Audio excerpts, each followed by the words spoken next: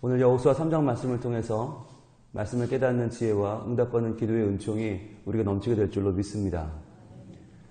이제 본격적인 사사기가 시작됩니다. 어제와 그제 사사기 1장과 2장은 사사의 시대가 어땠는가, 사사기의 시대를 보여주는 서막과도 같았습니다.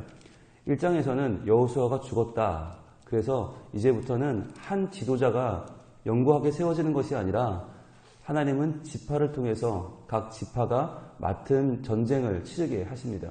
그런데 그 전쟁에서 12지파는 다 성공하지 못하고 일부는 성공한 듯 보이나 일부는 실패하고 말았습니다.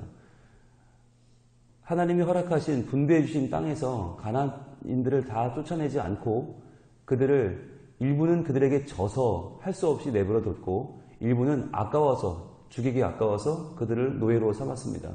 그러자 2장에서 하나님의 사자가 나타나서 이스라엘 백성들을 크게 책망합니다. 왜 그랬냐라고 책망하면서 그들에게 하나님의 진노가 임할 것을 선포합니다. 그러자 그들은 크게 울었고 우는 자들이라고 하는 복임이라는 이름으로 베델의 이름이 바뀌게 됩니다. 이제 오늘은 하나님께서 그 가나안에서 이제 이스라엘이 만나게 될 운명을 말씀하고 계시고 이 사사기라고 하는 혼란기가 찾아온 이유가 무엇인지 그리고 이 사사기가 앞으로 어떻게 진행될 것인지에 대한 패턴을 보여주고 계십니다. 오늘 3장 1절입니다. 여호와께서 가나안의 모든 전쟁들을 알지 못한 이스라엘을 시험하려 하시며 라고 시작합니다. 이제 새로운 세대가 일어나는 것입니다. 첫 번째 세대는 출애굽 세대였습니다. 출애굽, 하나님께서 10가지 재앙으로 바로를 치시고 홍해를 가르시고 반석에 물이 터져 나오게 하시고 만나와 메추라기를 먹이시는 놀라운 기적을 봤던 세대가 있었고 그게 또 모세의 세대죠.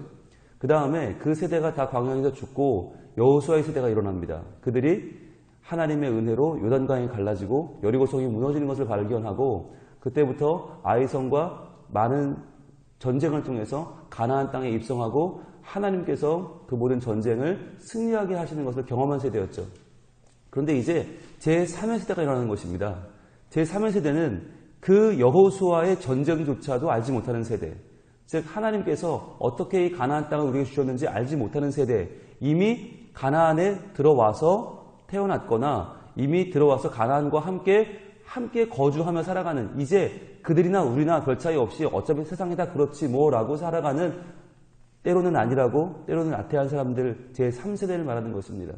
그 3세대를 하나님께서 뭐 하려 하신다고요? 시험하려 하신다 그러세요.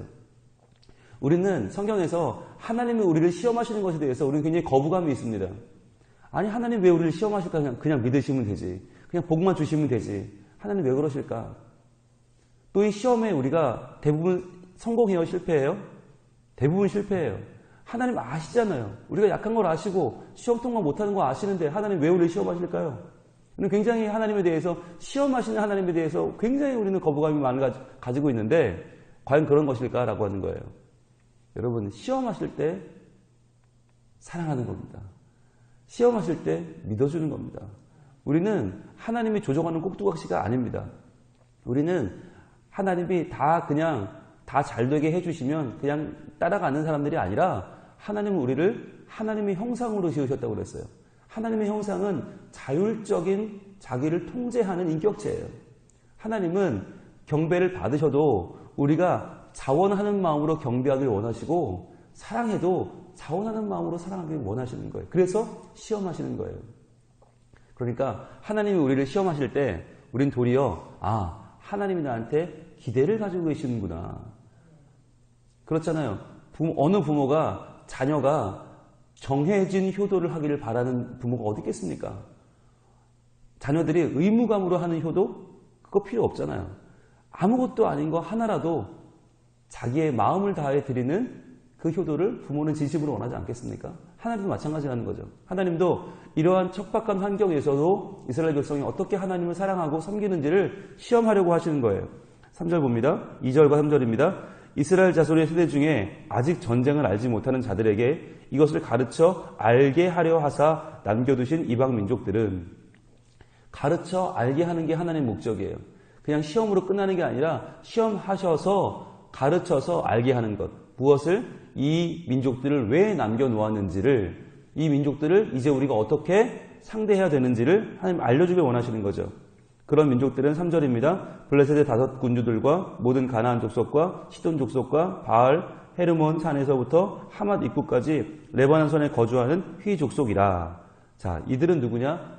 모든 가나안에 남아있는 사람들을 말하는 거예요. 모든 가나안의 사람들은 왜 남았는가? 하나님께서 그들을 이스라엘 백성이 어떻게 내쫓는지, 어떻게 그들과 피 흘리기까지 싸우는지를 통해서 하나님을 사랑하는지 그렇지 않은지, 하나님 말씀을 듣는지 그렇지 않은지를 시험하기 위한 것이라는 거죠. 4절입니다.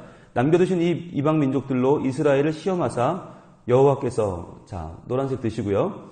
여호와께서 모세를 통하여 그들의 조상들에게 이르신 명령들을 순종하는지 알고자 하셨더라. 하나님께서 모세를 통해서 계속 말씀하셨죠. 신명기 내내 신신당부하신 말씀이 뭐예요? 약속의 땅에 들어가거든 그 땅의 신들을 믿지 말고 그 땅의 신들에게 빠지지 말고 너희 하나님 여호와를 바르게 섬겨라. 순종하면 복이요, 순종치 않으면, 배신하면 저주가 임한다. 계속 말씀하셨죠. 그 말씀들을 순종하는지 알고자 하려 하십니다. 그러니까 순종하는지라는 말을 바꿔 말하면 순종하는지 확인해서 뭘 주기 위해서요? 복을 주기 위해서. 하나님은 그의 자녀들을 복 주기 위해서 이 나머지 가나안 족속들을 남겨두셨다는 것이죠. 그러니까 하나님은 어떻게 지금 말씀하시는 거냐면 이스라엘 백성들이 가나안 족속들을 남긴 것은 실은 하나님이 남겨두셨다는 거예요. 실은 하나님께서 그들을 남기는 걸 허락하셨다. 왜냐하면 그들을 통해서 하나님의 말씀, 모세를 통해 주신 율법을 이스라엘 백성이 시행하는지 하나님을 사랑하고 섬기는지를 확인해서 복 주기 위해서. 그러니까 하나님은 우리에게 시험거리를 주시는 이유는 뭐냐? 그 시험을 믿음으로 이길 때 우리에게 하나님이 그 순종을 인정하시고 복 주시기 위함이다. 그러니까 우리는 시험을 두려워하지 말고 그 시험을 이겨내야겠죠. 자, 그런데 5절입니다. 그러므로부터. 자, 그러므로라고 하는 말은 굉장히 긍정적인 말이잖아요. 그런데 현실은 그렇지 않습니다. 분홍색을 드시고요. 분홍색으로 5절과 6절을 다 쳐보겠습니다. 이스라엘 자손은 가나안 족속과 헷 족속과 아모리 족속과 브리스 족속과 히위 족속과 여부스 족속 가운데에 거주하면서 그들의 딸들을 맞아 아내로 삼으며 자기 딸들을 그들의 아들들에게 주고 또 그들의 신들을 섬겼더라. 분홍색으로 다 쳐보세요. 부정적인 내용들이죠. 따르지 말아야 할 내용들이죠. 분홍색으로 다 쳐보세요. 그렇다면 이 중에서 첫 번째는 어디까지일까요? 5절에 그러므로부터 거주하면서까지가 그 5절의 내용이 1번이죠. 1단계죠. 이스라엘 사람들은 가나안 사람들과 함께 거주하는 게 전혀 불편하지 않았습니다. 그들과 함께 있는 것이 전혀 꺼림직하지 않았습니다. 왜냐하면 하나님의 말씀을 잊어버렸기 때문이죠. 하나님은 그들을 모두 몰아내려 하셨고 그들을 척결하라 하셨어요. 그런데 그들과 함께 거주하는 것이 전혀 어색하지 않았다는 것은 하나님 말씀이 이미 우리 삶에서 떠나버린 것이죠. 아니, 뭐 괜찮은데 지낼만 한데 하나님 왜 그러시지? 참 요란하시네 라고 여겼다는 게 1단계고 2단계는 뭡니까? 그들의 딸들을 맞아 아내로 삼으며 자기 딸들을 그들에게 아들에게 주었다. 이게 2단계죠. 서로 통혼하였다는 거죠. 통혼. 하나님이 그렇게 하지 말라고 그랬던 통혼. 왜냐하면 우상을 섬기는 사람들과 결혼하게 되면 어떻게 돼요? 우상을 섬기는 가치관으로 사는 사람과 한 가족이 됩니다. 그러면 우상을 섬기는 가치관을 내가 따라 살게 되는 거예요. 그 가치관대로 살게 되는 거예요. 부부가 서로 목적이 다르면 어떻게 부부가 됩니까? 가나안 족속들은 바알을 신을 섬기고 아세라와 아스다롯을 섬기는 게 인생의 목표예요. 이스라엘은 하나님을 섬기는 게 목표예요. 그런데 통혼하면서 그 삶의 목적이 서로 지금 얽히고 설키면서 다 엉망진창이 되는 것이죠. 그리고 3단계는 뭐예요? 또 그들의 신들을 섬겼더라 하는 거죠. 결국 이게 결론이에요. 하나님이 왜 같이 살지 말라고 했냐? 왜 결혼하지 말라고 했냐? 왜 함께 거주하면 안 된다고 했느냐? 그들의 신들을 섬기게 되기 때문이에요. 오늘날 우리는 이 시대에서 물질이라고 하는, 성공이라고 하는 세상의 신들을 섬기는 사람들과 함께 살아가고 있습니다. 함께 거주하고 있습니다. 정신 차리지 않으면 금방 빠지는 거예요. 정말 우리가 말씀과 기도로 거룩해져서 깨어있지 않으면 이 시대의 물질과 성공에 정말 저희는 여차하고 넘어가요. 그러면 믿음을 지킬 수가 없는 거예요. 자, 그렇게 되니까 이렇게 5절과 6절에 3단계 함께 거주하면서 2단계 통혼하게 되고 3단계 그들의 신을 믿게 되는 이런 문제가 벌어졌기 때문에 이제 하나님이 사사기의 패턴을 시작하시는데 이제 나오는 7절부터 12절까지의 말씀이 바로 사사기의 패턴입니다. 12명의 사자가 등장하는데 12번의 외침을 받게 되는데 그 중에 첫 번째 온니엘의 경우가 이제 나오는데 이 온니엘의 이야기는 첫 번째 사사의 이야기이자 또 하나 사사기의 패턴을 보여주는 가장 모범적인 사례예요. 가장 모범적인 패턴을 능력하기 때문에 우리가 공부할 필요가 있는데 보겠습니다. 7절 이스라엘 자손이 여호와의 목전에 악을 행하여 자기들이 하나님 여호와를 잊어버리고 바알들과 아세라들을 섬긴지라. 분홍색으로 다 칠해봐야겠죠? 하나님을 떠났어요. 이스라엘 백성이 하나님을 떠났어요. 자, 여호와의 목전에 악을 행했다. 이 말은요, 우리는 항상 악을 행할 때 내가 그냥 악을 행하는 줄 알지만 그것은 하나님의 눈앞에서, 하나님의 코앞에서 하는 것이다. 하나님 앞에서 보란듯이 죄를 짓는 거란 뜻이죠. 여호와를 잊어버리고 바알들과 아세라들을 섬깁니다. 바알들과 아세라들이란 말은요, 신에게 복수를 쓸 때는 굉장히 높이는 말이에요. 그러니까 바알도 굉장히 높이며 섬기고 아세라도 굉장히 높이며 섬기는 거죠.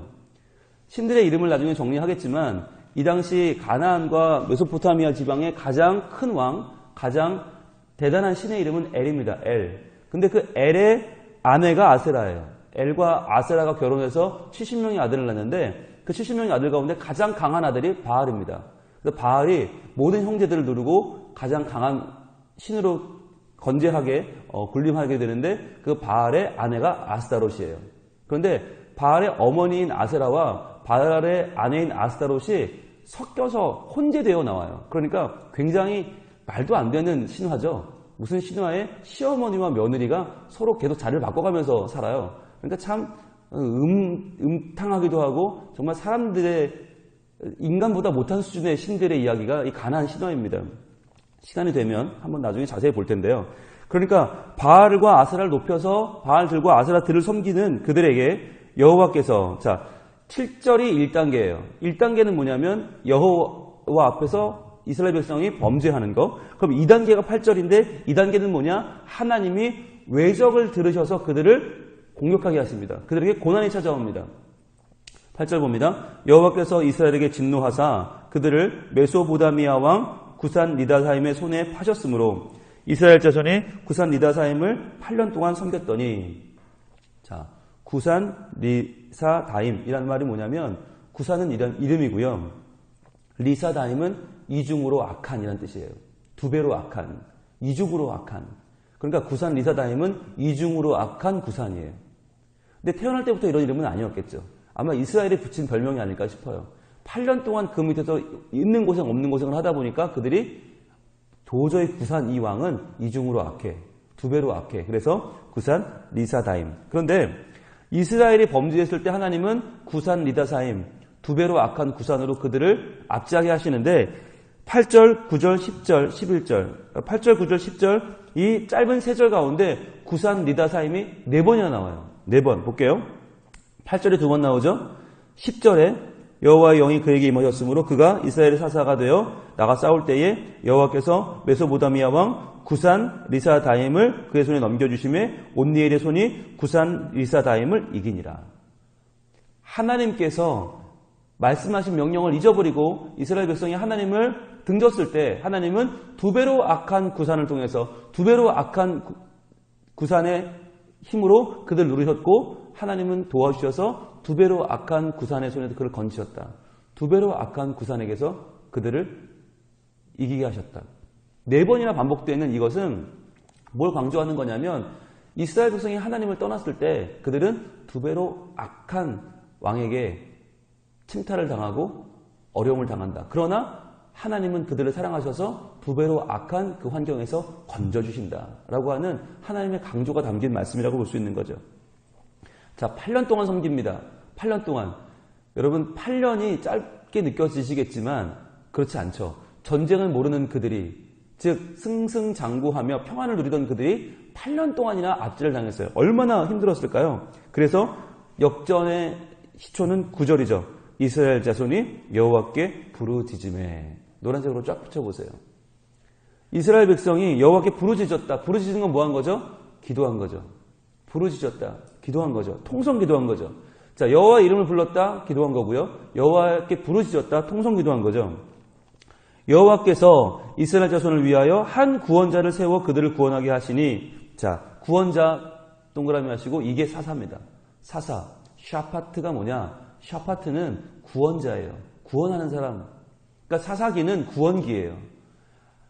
우리 인간의 모습을 가장 잘 보여주는 책이 사사기예요. 그러니까 7절에서 1단계라고 했죠. 인간의 범죄. 하나님을 잊어버려요. 그러면 8절의 2단계. 하나님은 외적의 침입을 통해서 그들을 고통 가운데 빠지게 합니다. 그 다음에 9절이 3단계죠. 3단계는 하나님이 한 구원자를 세우시죠. 근데 이 구원자를 세우실 때 필요한 것이 뭐예요? 우리의 기도예요. 부르짖는 기도에만 하나님 응답하셔서 구원자를 세우십니다. 여러분 뒤로 가면요. 이 흐름이 깨지는데 어떻게 깨지냐면 이스라엘 자손이 범죄하고 외적의 침입이 있는데 3단계가 끊어져 버려요. 하나님께 기도하지 않아요. 하나님께 부르짖지 않아요. 그러면서 사사기가 끝나버려요. 그러니까 하나님은 언제 사사를 보내주시나 언제 구원자를 보내주시나 우리가 하나님 앞에 깨어 기도하면 부르짖을 때 보내주신다는 거예요. 자, 기도하면 하나님이 구원자를 보내주시고 구원하게 하시는데 그는 누구냐면 곧 갈렙의 아우 그나스의 아들 온니엘이라. 온니엘이라고 하는 첫 번째 사사를 허락하셨습니다. 자, 그런 다음에 어떻게 해요? 그 온니엘이 혼자 싸우는 게 아니라 10절 노란색을 넣으시고 여호와의 영이 그에게 임하셨으므로. 굉장히 중요한 표현이에요. 사사기의 핵심적인 표현. 그럼 사사들은 어떻게 적들을 이겼는가? 어떻게 이중으로 악한 구산을 온니엘은 어떻게 이겼나? 여호와의 영이 임하셨으므로 이겼다는 거예요. 그게 사사들의 권위예요. 사사의 유일한 권위는 뭐냐? 여호와의 영이 임하셨다. 성령이 그들에게 충만했다는 거예요. 그래서 성령이 충만해서 그가 이스라엘의 사사가 되어, 자, 사사가 되는 것도 성령 충만이죠. 나아가서 싸울 때에 싸우는 것도 성령 충만이에요. 여호와께서 메소모다미아 왕 구산 리다사임의 손에 넘겨주심에, 노란색이죠. 여호와께서 넘겨주셨다. 온니엘의 손이 구산 리다사임을 이기니라. 이긴 다음에 어떻게 해요? 그 다음 단계는 그 땅이 평온한 지 40년에 그나스 아들 온니엘이 죽었더라. 40년의 평안을 맛보게 됩니다. 8년 동안 고생했고 온니엘이 이긴 다음에 40년의 평화가 찾아옵니다. 이게 하나님의 방법이에요. 자, 다시 한번 정리합니다. 1단계 이스라엘의 범죄죠. 이스라엘이 범죄를 합니다. 2단계 하나님이 외적을 보내서 그들에게 고통을 줍니다. 그들에게 고난을 주시죠. 그 다음 3단계는 부르짖어요. 하나님 도와주세요. 부르짖으니까 하나님이 구원자를 보내주시죠. 4단계 구원자를 보내주시죠. 그 다음에 5단계 하나님의 성령이 임해서 그 사사가 구원자가 되어 적을 물리치죠. 그 다음에 평안이 찾아오죠. 그게 사사기의 흐름이에요. 그런데 사사기의 흐름이 거기서 끝나면 좋겠잖아요. 끝나지 않아요. 문제는 12절로 연결된다는 데 있어요. 12절 볼까요? 같이 읽습니다. 이스라엘 자손이 또 여호와의 목전에 악을 행하니라. 이스라엘 자손이 여호와의 목전에 악을 행함으로 여호와께서 모압 왕 에글론을 강성하게 하사 그들을 대적하게 하시매. 자, 다시 그 패턴이 반복되는 거예요. 이스라엘이 하나님을 버리고 범죄한 뒤에 하나님이 사사를 보내서 구원해 주시면 그걸로 할렐루야 하고 다시 하나님을 따르면 좋은데 다시금 평안이 찾아오면 또 나태해지고 안일해져서 하나님을 또 범죄하고 하나님 앞에 악을 행하더라. 12절에 보시면 여호와의 목전에 악을 행한다는 말이 두 번이나 반복됩니다. 여호와의 목전에 악을 행하니라. 여호와의 목전에 악을 행함으로. 왜 반복될까요? 그만큼 이 기가 막힌 이스라엘의 모습을 보면서 하나님이 통탄하시는 거예요. 어떻게 이럴 수가 있는가? 분명히 내가 저들을 내 사람 구원자를 보내어 구원했는데 저들이 지금 또 내 목전에 악을 행하고 있구나. 기가 막히신 거예요. 그러니까 모압 왕 에글론을 또 보내시고 또 그들에게 고난이 찾아오고 그때 또 기도하고 하나님 그럼 또 에훗을 보내서 또 구원하시고 이렇게 3장에는 온니엘뿐만 아니라 에훗과 삼갈이라고 하는 계속적인 이 사사들이 연결되어 나오는 거예요. 여러분 이 흐름을 어떻게 하면 좋을까요? 이걸 끊어야 되잖아요. 하나님께서 우리를 구원해 주시면 그 구원에 감격하는 삶을 살아야 되는데 우리는 고통만 지나가면 또 잊어버리는 거예요. 그러니까 평안이 찾아오면 또 잊어버리고 또 죄를 짓고 또 범죄하고. 우리가 하나님 앞에 범죄했을 때 하나님은 우리의 안타까운 기도를 들으시고 우리에게 구원자를 보내주셨죠. 예수 그리스도. 구원자를 보내주셨어요. 그렇다면 이제 우리는 어떻게 살아야 됩니까? 구원받은 자의 합당한 삶을 살아야 되는 거예요. 이제는 예수 그리스도를 마음에 모시고 예수님만 섬기는 삶을 살아야 하는 것이에요. 그래서 누가 봐도 저 사람은 크리스찬이구나. 저 사람은 교회 다니는 사람이라 달라. 저분은 구원받은 사람이라 달라. 우리 같이 세상에서 죄를 먹고 마시는 자들과는 달라. 라고 보여야 되는데 그게 안 된다는 거예요. 또 죄를 짓고 또 죄를 짓고 또 죄를 짓고. 그러나 하나님 우린 연약하니까 그냥 봐주세요가 아니라 그러한 우리의 모습에 가슴을 치는 통회하는 마음으로 하나님 저를 새롭게 하여 주시옵소서. 그래서 하나님 주신 게 뭐예요? 바로 말씀과 기도예요. 이 새벽에 나와서 말씀을 붙잡고 기도하는 이유가 무엇입니까? 하나님 말씀 가운데 나의 미래가 있음을 고백하는 거예요. 하나님의 그 은혜 가운데 기도하면서 주의 영이 내게 임하시면 그 성령의 역사로 내가 예수님을 떠나지 않고 예수님의 사랑과 은혜를 기억하면서 사는 주의 백성으로 살 수 있는 거예요. 그러니까 구원받았으니까 나는 이제 마음대로 살아도 된다가 아니라 구원받은 내가 구원받은 자로 예수 그리스도 안에서 말씀과 기도로 거룩한 삶을 살 수 있도록 하나님 오늘 나와 함께 해주시고 오늘 내가 주의 은혜를 증거하는 사람으로 살게 하여 주시옵소서. 우리는 매일매일 그 은혜를 다시 한번 우리가 덧입는 하나님의 사람으로 살아야 한다는 것입니다. 그렇지 않으면 어떤 이단에서 가르치는 것처럼 구원받았더니 끝이다. 이제 너는 죄를 지을 수 없고 너는 죄가 없다. 그러니까 마음대로 살아라. 라고 하는 이단의 말에 귀를 여시면 안 되고 하나님이 왜 지금 우리에게 이 사사기 말씀을 다시 한번 허락해 주시는가. 하나님은 구원자를 보내시는데 분명히 구원받았는데 또다시 평안의 때에 다시금 죄를 먹고 마시는 이스라엘 백성들을 보면서 우리도 구원받았지만 이 시대에 현혹되어 이 시대와 같이 보조를 맞추며 살아가고 있지는 않은가. 다시금 우리를 돌아보고 구원받은 자로서 하나님의 거룩하심에 동참하면서 그 하나님을 증거하며 살아가는 우리 모두가 되기를. 그리하여 사사기의 범죄를 반복하는 인생이 아니라 사사기를 이기고 진정한 구원자 예수 그리스도를 붙잡는 하나님의 사람으로 오늘도 우리가 설 수 있기를 우리 하나님 원하고 계십니다. 기도하겠습니다. 하나님 감사합니다.